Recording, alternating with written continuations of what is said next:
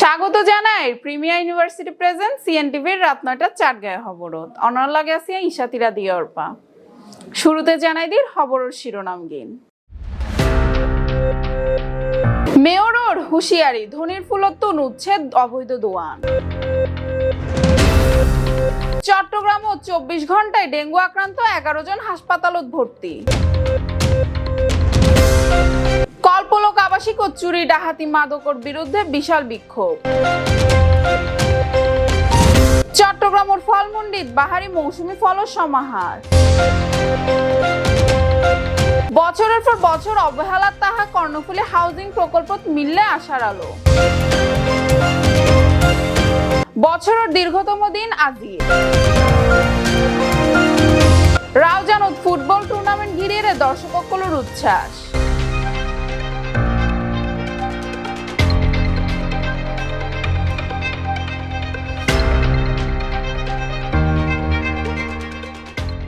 এবার বিস্তারিত। চট্টগ্রাম মেয়রের কঠোর হুঁশিয়ারি ও অভিযানের অংশ হিসেবে দখলমুক্ত গড়ই ধনির ফুল এলাকার অবৈধ দোয়ানপাট আজ সকালে চট্টগ্রাম সিটি কর্পোরেশনের ভ্রাম্যমাণ আদালত ও উচ্ছেদ টিমর যৌথ অভিযানত এই দোয়ানগুলোরও উচ্ছেদ করা হয়। অভিযানত নেতৃত্ব দেন চট্টগ্রাম সিটি কর্পোরেশন মেয়র ডাক্তার শাহাদাত হোসেন। তিনি হই হন অবস্থাতে ফুটপাত বা সড়ক দখল করিয়ে ব্যবসা করতে দন যাইতুন। নগরবাসীর স্বাভাবিক চলাচলত বাধা সৃষ্টি করলে কঠোর ব্যবস্থা লওয়া হইব। এ বিষয়ে বিস্তারিত সন সহকর্মী মিজানুর রহমানের রিপোর্ট।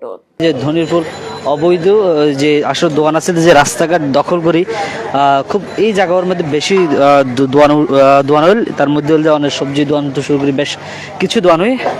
তো আর সরজমিন আইন আসলে যে বিষয় আসলে দেখি নিয়ে নইল একেবারে কিন্তু অবৈধ যে দোয়ান জিন আসল একেবারে অবৈধ দখলমুক্ত গিয়ে এটা অবৈধ দোয়ান এলা কিন্তু আসলে মানুষজন আইন পাইতো। কিন্তু আজই আর যে বিষয় চিত্রায়ন খুব সাধারণ মনের এই জায়গার মধ্যে বেশি জ্যাম থাকিত এবং সাধারণ মানুষের যে চলাচলের যে বিঘ্নতা কিন্তু তা প্রচুর পরিমাণ বিঘ্ন করতো। এবং ওনারা জানেন যে এটা কিন্তু আসলে খুব জনসমাগম এলাকায় এটা কিন্তু প্রচুর মানুষজন আইয়ে, কিন্তু আজই আইন আর যে বিষয় দেখি দুই একখান দোয়ান ছাড়া কিন্তু বেশ কিছু দোয়ান একেবারে লক্ষ্য করানো যায়। একেবারে কিন্তু ফুটপাত অবৈধ দখলমুক্ত গিয়ে এবং ফুটপাতের যে বিষয় সেই বিষয় কিন্তু একেবারেই কিন্তু আরেক ক্লিয়ার হয়ে আমরা দেখি যে আসলে মেয়রের যে করা হুঁশিয়ারি সেই হুঁশিয়ারি একেবারে কিন্তু বাস্তবে কিন্তু কার্যকর ভূমিকা রাখে। এই কার্যকর ভূমিকা রাখার পেছনে আসলে এই জায়গার দিয়ে আসলে প্রচুর মানুষজন কিন্তু আসতো, মানুষজনের যে অসুবিধা হইতো যে চলাচল গড়ে নিতে পারতো এবং একজন রিক্সা তো শুরু করে সাধারণ মানুষের যে ভোগান্তি সেই ভোগান্তি কিন্তু আসলে কোনো সময় কমতি আসছিল। এবং চট্টগ্রামের চসিক মেয়র ইতিমধ্যে কিন্তু তারা কিন্তু আলাদাভাবে একটা বাজারও কিন্তু নির্ধারণ করে দিয়ে দুই তালার ওর কিন্তু তারা বেশ কিছু কয়েকখান দোকান থাকিলেও আর কিন্তু বেশ কিছু দোকান ইতিমধ্যে খুব ক্লিয়ার গিয়ে খুব সুন্দর পরিবেশ কিন্তু আসলে বিরাজ করে। কিন্তু মেয়রের যে হুঁশিয়ারি আছে যে হুঁশিয়ারি যে অবৈধ দোয়ান যারা করবে তার বিরুদ্ধে যে মেয়র যে ব্যবস্থা নেবে তার ২৪ ঘন্টার মধ্যে কিন্তু তারা আলটিমেটলি আর কিন্তু রেজাল্ট। চট্টগ্রাম ও ডেঙ্গুতে আক্রান্ত হয়ে গত ২৪ ঘন্টাত নতুন গড়িয়ে হাসপাতালত ভর্তি হয়ে আরো ১১ জন। আজ শনিবার সিভিল সার্জন ডাক্তার জাহাঙ্গীর আলম চৌধুরী এ বিষয়েও নিশ্চিত করেন। সিভিল সার্জন হয়ে ডেঙ্গুতে আক্রান্ত হয়ে ১১ জনই হাসপাতালত ভর্তি হয়ে তার মধ্যে একজন উপজেলা স্বাস্থ্য কমপ্লেক্স, ৪ জন চট্টগ্রাম মেডিকেল কলেজ হাসপাতালত, একজন বিআইটিআইডি হাসপাতালত এবং বাকিরা বিভিন্ন হাসপাতালত ভর্তি হয়ে চিকিৎসালয়। জেলা সিভিল সার্জন কার্যালয় সূত্র জানাই চট্টগ্রামে চলতি বছর ৩৬৫ জন ডেঙ্গুতে আক্রান্ত হয়ে এবং মারা গিয়ে ২ জন। চলতি জুন মাসে আক্রান্ত হয়ে হাসপাতালত ভর্তি হয়ে ৮৭ জন। চট্টগ্রাম মহানগরের ১৮ নম্বর পূর্ব বাকুলিয়া ওয়ার্ডের কল্পলোক আবাসিক এলাকার প্রতিনিয়ত চুরি, ডাহাতি, ছিনতাই এবং মাদক সেবন ও বেচার মতো অপরাধমূলক কর্মকাণ্ড বাড়িয়ে চলে। বাকুলিয়া ওয়ার্ডের কল্পলোক আবাসিক এলাকার প্রতিনিয়ত চুরি, ডাহাতি, ছিনতাই এবং মাদক সেবন ও বেচার মতো অপরাধমূলক কর্মকাণ্ড বাড়িয়ে চলে। এই অবস্থা পুরো আবাসিক এলাকার মানুষ চরম নিরাপত্তাহীনতায় ভুগে। অথচ এই আবাসিকের ভিতরেই বাকুলিয়া থানা অবস্থিত তাহিলে অপরাধী সকল দৌরাত্ম দিন দিন বাড়িয়ে চলে। অথচ এই আবাসিকের ভেতরে বাকুলিয়া থানা অবস্থিত তাহিলে অপরাধী সকল দৌরাত্ম দিন দিন বাড়ে। এলাকার মানুষ এই অপরাধের বিরুদ্ধে দীর্ঘদিন ধরে আইন শৃঙ্খলা বাহিনীর কার্যকর পদক্ষেপ চাই আইলেও কার্যত কোনো পরিবর্তন ন ঘটে। এই প্রেক্ষিতে ১৮ নম্বর পূর্ব বাকুলিয়া ওয়ার্ড বিএনপির আহ্বায়ক এবং কল্পলোক বয়েজ ক্লাবের প্রধান পৃষ্ঠপোষক আলহাজ মোহাম্মদ মহিউদ্দিনের নির্দেশনায় এবং ক্লাবের উপদেষ্টা মোহাম্মদ হেলালর তত্ত্বাবধানে কল্পলোক বয়েজ ক্লাবের ব্যানারত এক বিশাল বিক্ষোভ ও প্রতিবাদ মিছিল বাইর করা হয়। মিছিল কল্পলোক আবাসিকর বিভিন্ন সড়ক প্রদক্ষিণ করে এবং শেষ হয় প্রতিবাদ সমাবেশের মাধ্যমে। মিছিলত অংশগ্রহণকারী আবাসিকর শত শত নারী পুরুষ তরুণ যুবক অকল হাতত ব্যানার ফেস্টুন লয়েরে আর নয় গরদ বইতা চলো যায় যুদ্ধে চুরি ছিনতাইয়ের বিরুদ্ধে, সুন্দর পরিবেশ সুন্দর সমাজ নিরাপদ বসবাস চাই ইত্যাদি স্লোগান দিত তাহে। তারা মাদক ব্যবসায়ী মাদক সেবী চোর ডাকাত দ্রুত গ্রেপ্তার ও দৃষ্টান্তমূলক শাস্তির দাবি জানান। বাকলিয়া থানার আশপাশে যেতে প্রকাশ্যে মাদক সেবনায় চুরি ছিনতাই হয় এতে বুঝন পরিব আইন শৃঙ্খলা পরিস্থিতি হত নাজুক। তারা অবিলম্বে পুলিশ প্রশাসন ও সংশ্লিষ্ট আইন শৃঙ্খলা বাহিনীর কঠোর পদক্ষেপ কামনা করেন। প্রতিবাদ সমাবেশের সভাপতিত্ব করেন কল্পলোক বয়েজ ক্লাব ও সাধারণ সম্পাদক শাহরিয়ার এসফা, যিনি দ্রুত অভিযান পরিচালনা করে অপরাধী অকলের গ্রেপ্তারের দাবি জানান এবং প্রয়োজনে বড় পরিসরে আন্দোলন হুঁশিয়ারি উচ্চারণ করেন। চট্টগ্রামের ফলমন্ডিতে এখন বিভিন্ন ধরনের মৌসুমী ফল ফাজার। বিস্তারিত সহকর্মী শাহরিয়ার সুমনের রিপোর্ট। এই ফলের আড়তে বাংলাদেশের বিভিন্ন জেলাতে এবং বিদেশে পর্যন্ত এই আড়তে ফল আইয়ে এবং কি এই আড়তে সমগ্র বাংলাদেশত বিভিন্ন জায়গাতে ফল যা আজ ইয়ারা ফল মন্ডিতে আইবার কারণে যে এখন মৌসুমী ফলের ভরপুর চট্টগ্রাম ফল মন্ডি আম কাঁঠাল লিচু আনারসতে শুরু করি প্রত্যেকখান ফল প্রচুর পরিমাণ ফল এখন চট্টগ্রাম ফল মন্ডিতে আইত। তো আর এখানে সহকর্মীরা এখানে দেখা পেলাই স্যার এটা অনেকগুলো আম আছে ভাই। আজ কি কি আম আসছে? এখানে আসছে রূপালী ল্যাংরা, এরপরে গুটি আম আইছে, হাড়িভাঙ্গা আইছে, মানে সব আমের জগতে যত আছে সব আম এখানে আসে। এখানে আছে পাইকারি বিক্রি হয় বেশিরভাগই পাইকারি বিক্রি সারা চট্টগ্রামে এখান থেকে নেওয়া হয়। আচ্ছা, ফল মন্ডিতে যে ফলগুলো আমগুলো বেশি পাওয়া যায় এবার ভিন্ন ধরনের কিছু আম আছে। এবারে কি আম ভাই? এবার কি আম হবে? বানানা আম মানে কি কল আম? ব্যানানা, এর নামে ব্যানানা। বানানা আম এটা কোন জায়গাতে আসছে? এটা সাবাই থেকে আসছে। কি আম আছে? হাড়িভাঙ্গা, ব্যানানা, ন্যাংড়া, রুবালি, হিমসাগর সব আম আছে। মেডিসিন দিবে কত নাম ভাগে এন হয়ে যায়, মেডিসিন দিবে কত আম গাছও তো রাখতে পারেন না, আম তো গাছও থাকে না, মেডিসিন দিবে কত? এখানে কোনো মেডিসিন ব্যবহার হয় না। যে ফলের আম যে কিছু বিভিন্ন ধরনের আম আছে এবং ওনারা দেখতে লাগবেন যে আম বেচা কিনর এই মুহূর্তে উকা আম বেচা কিনে ফাল্লি তুড়াই উকা বেয়ারে কিনে আম। বছরের পর বছর ধরে অবহেলা ফরিতাহা এক আবাসিক প্রকল্প অবশেষে মিললেই আসার খবর। সিডিএ কর্ণফুলী হাউজিং প্রকল্পত অচিরেই যাইব ওয়াসার পানি সংযোগ আর বহুতল ভবন নির্মাণত মিলিব ছাড়পত্র এল্লাই জানাই সিডিএ চেয়ারম্যান প্রকৌশলী নুরুল করিম। সহকর্মী শ্রাবণের রিপোর্টত বিস্তারিত জানা সহকর্মী নুসরাত জাহান আইরিন। চলো ফ্ল্যাট না, এখানে প্লট সিডিএর থেকে প্লট দেওয়া হয়েছে, 30 বছর হয়ে গেছে। আমি তো এখানে জয়েন করেছি, গত সেপ্টেম্বরে জয়েন করেছি। তো এটা ধীরগতির আসলে মূল কারণ ছিল এখানে পানির সমস্যা ছিল। এখন যেহেতু ওয়াসার একটা ভান্ডার জুড়ি প্রকল্প হয়েছে, ওয়াসাও আমাদের সাথে কোঅপারেট করতেছে এবং সমিতিও মুভ করতেছে, যাতে সমিতির সদস্যরাও যে ওয়াসাতে কিছু আপনার এটা ডেপোজিট ওয়ার্ক একটা লাইন করতে হবে, সমিতির সদস্যরাও সেখানে শেয়ার করবে এবং সিডিএ ওয়াসা যৌথভাবে এই পানির লাইনটা শেষ করলে আশা করা যায় এটা দ্রুত এখানে আবাসিক প্রকল্পটা বাস্তবায়িত হবে, ডেডলকটা সরে যাবে। ইনশাল্লাহ আশার প্রতিফলন ঘটবে। এখানে 3টি পক্ষ, সিডিএ, ওয়াসা এবং সমিতি যারা আছে, সমিতি মেম্বার বা সমিতি, তো আমরা 3টি পক্ষ যদি কোঅর্ডিনেটেডভাবে একসাথে কাজ করতে পারি তাহলে ইনশাল্লাহ সেটা বাস্তবায়িত হবে।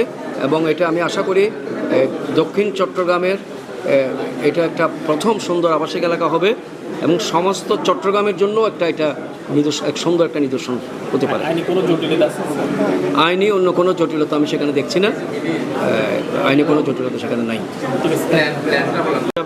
প্ল্যান দেওয়াতে কোনো সমস্যা নাই। ওখানে যেগুলো এয়ারপোর্ট রেস্ট্রিকশন বলছে ওই ধরনের বড় কিছু ওখানে নাই, কোনো সমস্যা নাই। এবং ওখানে ফাউন্ডেশনের কোনো সমস্যা নেই, শুধু পানিরই সমস্যা ছিল। পানিটা হয়ে গেলে এখানে মানুষ 9 তলা 10 তলা অন্য জায়গার মতো ভবন এটা ইনশাল্লাহ করতে পারবে। আজি 21 জুন শনিবার বিশ্বের উত্তর গোলার্ধত আজি পালিত বছরের দীর্ঘতম দিন, যা বিজ্ঞানসম্মতভাবে পরিচিত গ্রীষ্মকালীন অয়নান্তর নামে। এদিনত সূর্য উত্তরায়ণ তাহে, ফলে সূর্য পৃথিবীর উত্তর গোলার্ধ দীর্ঘ সময় ধরে আলো দেয়। বাংলাদেশের মতো দেশত আজি দিনের দৈর্ঘ্য প্রায় 13 ঘন্টার বেশি, রাতৈব তুলনামূলক ছোট। বিশেষজ্ঞসকল জানাই এই সময় হইল প্রকৃতির গ্রীষ্মের সর্বোচ্চ পর্যায়। সূর্য কিরণত বৃদ্ধি পায় তাপমাত্রা, গরম অনুভব হয় তুলনামূলক বেশি। তবে একই ওয়ারে ইবে প্রকৃতির প্রাণ চাঞ্চল্যেরও সময় গাছপালা ফলমূলের প্রাচুর্য দেখা যায়। রাউজানোর ফুটবল টুর্নামেন্টত উপস্থিত আছিল হাজার হাজার দর্শক। এ বিষয়ে বিস্তারিত জানান সহকর্মী জুয়েল শিকদার। আলহাজ মোহাম্মদ আব্দুল ওহাব বিএডের প্রতিষ্ঠিত হজরত ইয়াসিন শাহ রাদিয়াল্লাহু তাআলা আনহু পাবলিক উচ্চ বিদ্যালয়ের প্রাক্তন শিক্ষার্থীসকলৰ ব্যাচ ভিত্তিক ফুটবল টুর্নামেন্ট 2026 সিজন 2 ফাইনাল খেলা অনুষ্ঠিত হয়। জুনের 20 তারিখ শুক্রবার এই ফাইনাল খেলা অনুষ্ঠিত হয়। উক্ত ফাইনাল খেলাত সভাপতি হিসেবে উপস্থিত আছিল JKM Iqbal Hasan, executive director QC group Chittagong. প্রধান অতিথি হিসেবে উপস্থিত আছিল জিশান বিন মাজেদ, উপজেলা নির্বাহী কর্মকর্তা, রাউজান উপজেলা চট্টগ্রাম। বিশেষ অতিথি হিসেবে উপস্থিত আছিল অংচিং মার্মা, সহকারী কমিশনার ভূমি, রাউজান উপজেলা চট্টগ্রাম। মনিরুল ইসলাম ভুইয়া, ভারপ্রাপ্ত কর্মকর্তা, রাউজান থানা চট্টগ্রাম। আহ্বায়ক ইঞ্জিনিয়ার মোহাম্মদ ইলিয়াস। হজরত ইয়াসিন পাবলিক স্কুলের প্রাক্তন ছাত্র এবং এই টুর্নামেন্ট কমিটির আহ্বায়ক। তো আজি আর যে টুর্নামেন্ট আয়োজন করছি, এই টুর্নামেন্ট যে স্কুলের পক্ষ তো না, এই জন্যই এই স্কুলান উত্তর রাউজানের মধ্যে ঐতিহ্যবাহী স্কুল হজরত ইয়াসিন শাহ পাবলিক উচ্চ বিদ্যালয়। তারা অত্যন্ত সুন্দর একখান খেলা আর উপহার দেয় আর এবং প্রচুর দর্শক আছে মাঠত। বেগুনি সাইয়ের কিন্তু মুগ্ধ হয়ে গিয়ে বহুত খুশি হই এবং আর অতিথিবৃন্দুল আছে বেগুন সাইয়ের কিন্তু বহুত খুশি। তো তারা কিন্তু অত্যন্ত সুন্দর খেলা আর উপহার দেয় আজিয়ে। তো আজি আর শেষ ম্যাচ ফাইনাল খেলার মধ্যে আর উপস্থিত আছে আর হলুদ ইউনিয়ন কিছু সন্তান বেগুন। তারপর আর সবচেয়ে বেশি যার হতা নহলেও তনু এবার আর অভিভাবক আর চট্টগ্রামের কৃতি সন্তান, রাওয়াজান না শুধু চট্টগ্রামের কৃতি সন্তান ইকবাল হাসান ভাই, আমি তাকে ধন্যবাদ জানাই।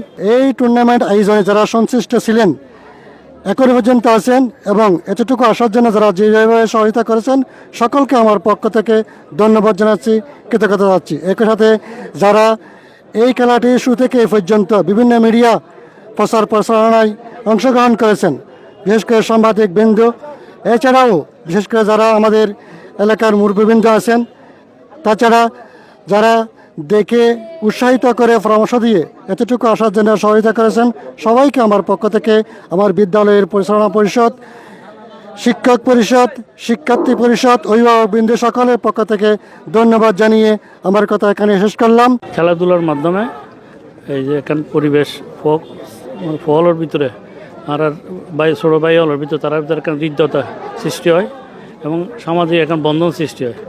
এই যে আজিয়ে মনে করেন দেখুন একটা হুদুন মানুষ, মুরব্বী হল আছে, ছোটো ভাই হল আছে, তারপর যুবক ভাই হল আছে, তারা ব্যাকুন আইরে যে খেলার উপভোগ করে, ব্যাকুন বই রেতিয়ে এর এক ফোঁয়ারে হাঁদা হাত মিলে এর ইয়ে নইল দেখেন এই খেলার টুর্নামেন্টের আয়োজনের ইয়ে নইল যে সফলতা।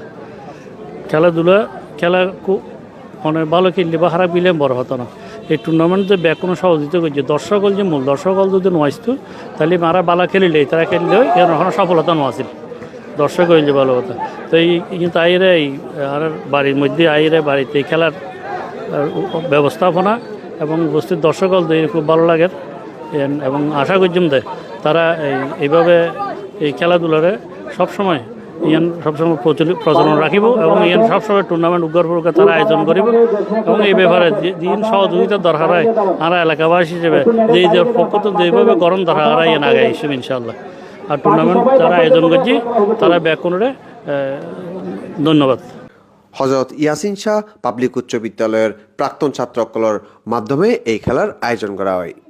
উক্ত ফাইনাল খেলাত 2020 ব্যাচ বনাম 2024 ব্যাচ মুখোমুখি হয়।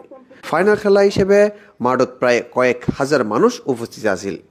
হাড্ডাহাড্ডি এই খেলাত 2024 ব্যাচ 1-0 গোলত 2020 ব্যাচরে পরাজিত করে।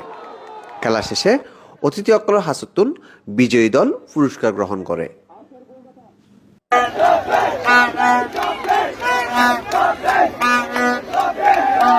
দর্শক, শেষগড়ের প্রিমিয়ার ইউনিভার্সিটি প্রেজেন্স রাত 9টা চাটগাঁয়ে খবর আর আবারও হাজির হয়ে মেলা আরো তথ্যবহুল খবর লইরে। ততক্ষণ পর্যন্ত ভালো তাহিবেন, সুস্থ তাহিবেন এবং সিএনটিভি সিটিজির লগে তাহিবেন এবং সিএনটিভির ইউটিউব চ্যানেল সাবস্ক্রাইব করিবেন। ধন্যবাদ।